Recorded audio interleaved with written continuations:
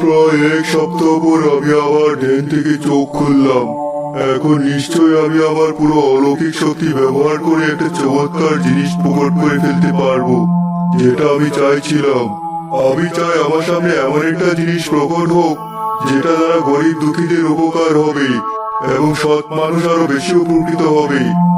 দরবেশের কথা বলতেই তার সামনে একটা বিশাল বড় জায়গা বালিতে পরিণত হয়, আর সেই বালিগুলো টকবক করে ফুটতে থাকে। এ কি? এ কেমন জায়গা তৈরি হয়েছে? দেখে তো মনে হচ্ছে এগুলো চোরাবালি, কিন্তু আমি তো চোরাবালি চাইনি।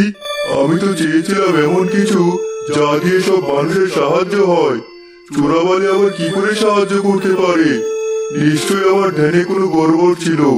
এই জঙ্গলে আর ধ্যান না করে অন্য কোথাও চলে যাই। দরবেশ সেখান থেকে চলে যায়, আর সে জঙ্গলে চোরাবালিটা রয়েই যায়। অন্যদিকে জঙ্গলের পাশের গ্রামে এক জেলে বাস করত।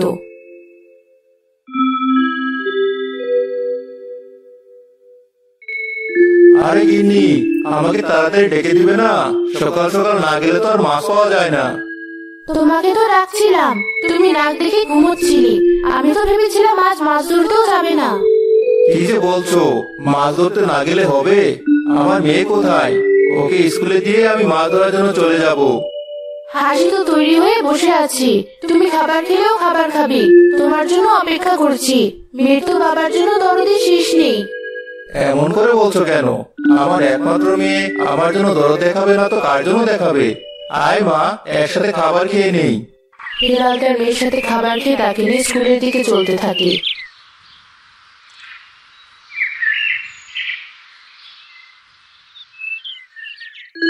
মনোযোগ দিয়ে পড়াশোনা করিস মা। সে তো আমি করবই, তবে বাবা আমার একটা সুন্দর জামার প্রয়োজন। কিছুদিন পর একটা অনুষ্ঠান হবে, সকলেই নতুন নতুন জামা কাপড় পরে আসবে, আর আমার কোনো নতুন জামা নেই। যা আছে সবগুলোই পুরনো হয়ে আসছে। চিন্তা করিস না, আজকে বা কালকের মধ্যে মাছ ধরে যে টাকাটা বাঁচবে সেই টাকা দিয়ে তোর জন্য একটা সুন্দর জামা কিনে আনবো। দেখি, আজ আমাকে মাছ ধরতেই হবে। নদীতে তেমন মাছ পাওয়া যাচ্ছে না, তবে হাল ছাড়লে হবে না। পথে হিলালের সাথে তার এক প্রতিবেশী বন্ধু আকাশের দেখা হয়। আরে হেলাল নাকি? কোথায় যাচ্ছ জাল নিয়ে সকাল সকাল? কোথায় আর যাবো, মাছ ধরার জন্য নদীতে যাচ্ছি। ও আচ্ছা, ঠিক আছে যাও। আমি তো শহরে যাচ্ছি, নতুন চাকরির ব্যবস্থা হয়েছে, শহরে আজকাল কাজ করছি। তা তো শুনেছি, তোমার গিন্নি আমার গিন্নির কাছে গল্প করেছিল, আমি সেখান থেকেই শুনেছি। ভালোই করেছো, আজকাল তেমন মাছ পাওয়া যায় না। তাহলে আর বলছে কি, মাছ ধরে কি আর সংসার চলে? এই দেখো, আমার চাকরির 1 মাস হয়ে এসেছে। আমি কাল বেতন পেলাম, পুরো হাত ভর্তি করে বাজার করে বাড়ি ফিরেছি। ছেলে মেয়েগুলো কত খুশি হয়েছে। তোমাকেও বলি, এসব মাছ ধরা বাদ দাও, আর শহরে গিয়ে কোনো একটা কাজের ব্যবস্থা করো। সে আর কি করে করব? তুমি তো জানোই আমার কোনো শিক্ষাগত যোগ্যতা নেই, আর আমার বাপদাদারা সেই আগে থেকে মাছ ধরার ব্যবসা করে আসছে। আমি জেলে মানুষ, মাছ ধরা ছাড়া তেমন কিছু পারিও না। আমাকে দিয়ে ওসব হবে না।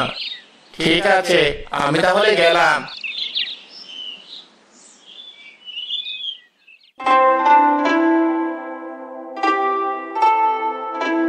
হিলাল মাছ ধরতে থাকে নিজের নৌকায় বসে, কিন্তু সে কোনো মাছের দেখা পায় না।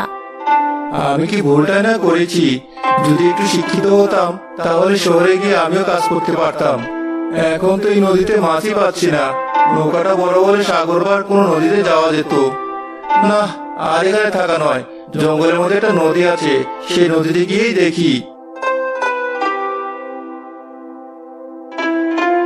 হিলাল জঙ্গলের মধ্যে নদীতে চলে গিয়ে কিছু মাছও পায়।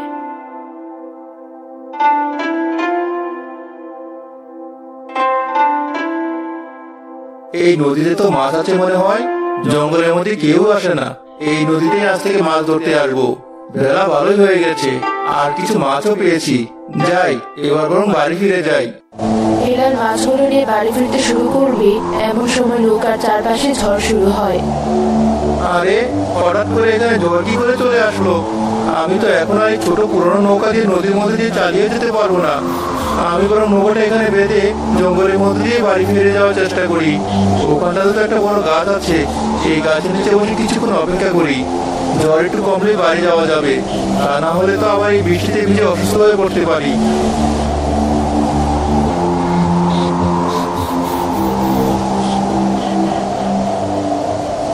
হিলাল গাছের নিচে বসে অপেক্ষা করতে করতে চোরাবালি দেখতে পায়। এই জঙ্গলের মধ্যে চোরাবালি কি করে এলো? জঙ্গলে তো অনেকদিন আসি না, হয়তো নতুন করে চোরাবালির উৎপত্তি হয়েছে। হিলাল কিছুক্ষণ অপেক্ষা করে দেখতে পায় হঠাৎ সে চোরাবালির ওপর পাশ থেকে চকচক করছে স্বর্ণ মুদ্রা এবং কিছু মূল্যবান গহনা। এই তো ভারী অবাক করা বিষয়, কিছুক্ষণ আগেও তো মনে হয় না এখানে এই জিনিসগুলো ছিল, হঠাৎ করে এখানে কি করে এলো? আমি কি গিয়ে একবার দেখবো? কিন্তু আমি চোরাবালি পার হয়ে কি করেই বা যাবো? না না, আমার সেখানে যাওয়া মোটেই ঠিক হবে না। জানি না কার না কার জিনিসপত্র এভাবে পড়ে আছে। এর মধ্যেই ঝড় থেমে যায়। ঝড় থেমে গেছে, আমি বাড়ি ফিরে যাই। যার এই জিনিসগুলো হবে সে এসে হয়তো নিয়ে যাবে। হিলাল লোভ না করে সেখান থেকে চলতে শুরু করে। এমন সময় চোরাবালির মধ্যে থেকে একটা আওয়াজ বেরিয়ে আসে। কোথায় যাচ্ছ বৎস? তুমি এদিকে এসো, আমার কথা শুনে যাও। আরে কে ডাকছে আমাকে? আশেপাশে তো কেউ নেই, এই চোরাবালিটাই কি তাহলে কথা বলছে? হ্যাঁ, আমি তোমার সাথে কথা বলছি। তুমি আমার উপরে এতগুলো স্বর্ণমুদ্রা দেখে সেগুলো না নিয়ে কেন চলে যাচ্ছ? তুমি কি চোরাবালিতে পড়ে যাওয়ার ভয় পাচ্ছ? না না, চোরাবালিতে পড়ে যাওয়ার আর ভয় কি? একটা গাছের ডাল কেটে এখান থেকে ওপাশ পর্যন্ত দিলে আমি সহজেই চোরাবালি পার করে ফেলতে পারতাম, কিন্তু তাহলে কার না কার জিনিস, এই জন্য আমি সেগুলো নিতে যাইনি। আমি তোমার এই সততা দেখে মুগ্ধ হয়েছি। ঠিক আছে, তুমি এই স্বর্ণমুদ্রাগুলো নিয়ে যাও আর আমার উপর দিয়েই হেঁটে যাও। আমি তোমাকে গ্রাস করব না। সত্যি বলছেন চোরাবালি?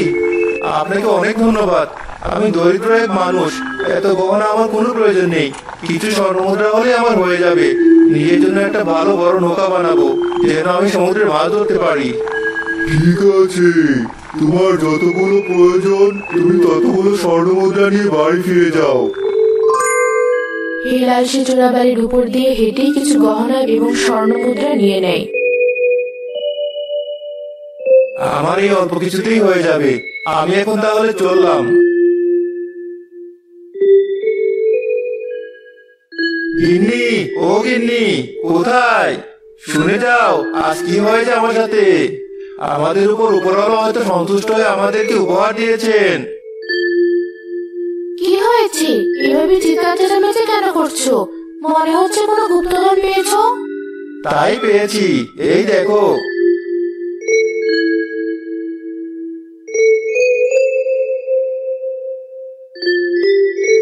খুব ভালো বিষয়, কিন্তু তুমি এই কটা স্বর্ণ মুদ্রার গহনা কেন এনেছো? সবগুলো নিয়ে এলেই তো পারতি। আরে এত কিছু কি আর আমার প্রয়োজন আছে? আমি একটা নতুন বড় দেখে নৌকা কিনবো, যেটা সাগরেও চালানো যাবে। দেখবে, এরপর নিজেরাই মাছ বিক্রি করে টাকা আয় করে ফেলবো। অন্য কোনো গরিব মানুষ যদি সে জঙ্গলে যায় আর তার সাহায্যের প্রয়োজন হয়, তাহলে সেখান থেকে সে বাকি স্বর্ণমুদ্রা নিয়ে নেবে। বুঝতে পেরেছি, তুমি ভালো মানুষ, এজন্য ভালো চিন্তা করেছো। আর তাই হয়তো আমরা এই উপহারটা পেয়েছি। হিলাল সে স্বর্ণ মুদ্রার গহনা বিক্রি করে একটা বড় নৌকা কিনে এবং সে নৌকা দিয়ে সাগর ও বড় বড় নদীতে মাছ ধরতে যায়। এভাবে কয়েক মাসের মধ্যে হিলালের অবস্থার উন্নতি হতে থাকে। গিন্নি, টাকা তো অনেক জমেছে, এবার ভাবছি বাড়িটা নতুন করে বানাবো। তাই করো, তাই ভালো হয়। এই বাড়িতে আর কতদিন একটা ইটের দালান বানাবো আমরা। দেখতে দেখতে হিলাল তার পুরো পরিবার নিয়ে একটা ইটের বড় দালান বানিয়ে ফেলে। পাকা বাড়ি দেখে গ্রামের সকলেরই তাক লেগে যায়। সবচেয়ে বেশি অবাক হয় তার প্রতিবেশী আকাশ। হেলালে হঠাৎ করে কি হলো? সেই জন্য আমার সাথে দেখা হলো। আমি শহরে চাকরি করেও তো এত দ্রুত টাকা আয় করতে পারছি না। সেদিন এত বড় একটা নৌকা কিনে ফেললো, আর এখন আবার পাকা দালানও বানিয়ে ফেলেছে। না, কিছু একটা তো নিশ্চয়ই হয়েছে। আমি একবার কথা বলে দেখবো হেলালের সাথে, যদি কোনো কিছু বের করা যায়।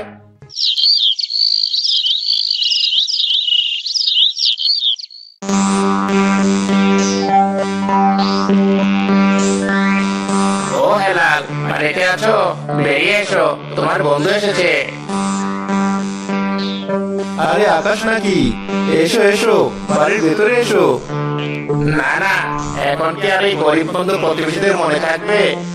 কি যে বলছো, এসো ঘরে এসো। আমাকে তো আবার শহরে যেতে হবে কাজের জন্য।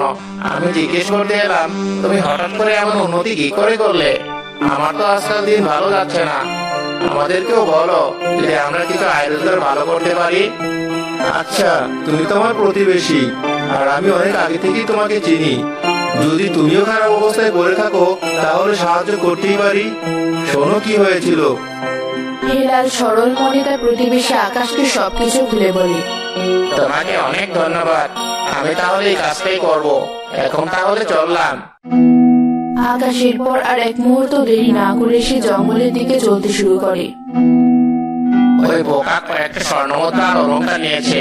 বাকিগুলো যেন আর কেউ নিয়ে না যায়। আমি সবগুলো নিয়ে নেব। ওই দেখা যাচ্ছে চোরাবালি, কিন্তু আশেপাশে কোথাও তো কোনো স্বর্ণমুদ্রা বা গহনা দেখতে পাচ্ছি না। গেল কোথায় সবগুলো? আমি বরং কিছুক্ষণ বসে অপেক্ষা করি।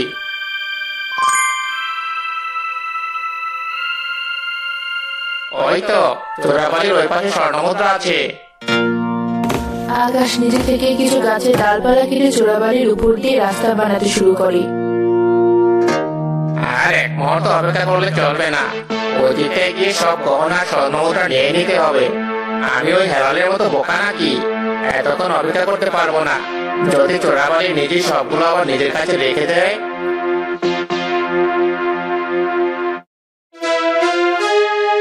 এই তো সব গহনা।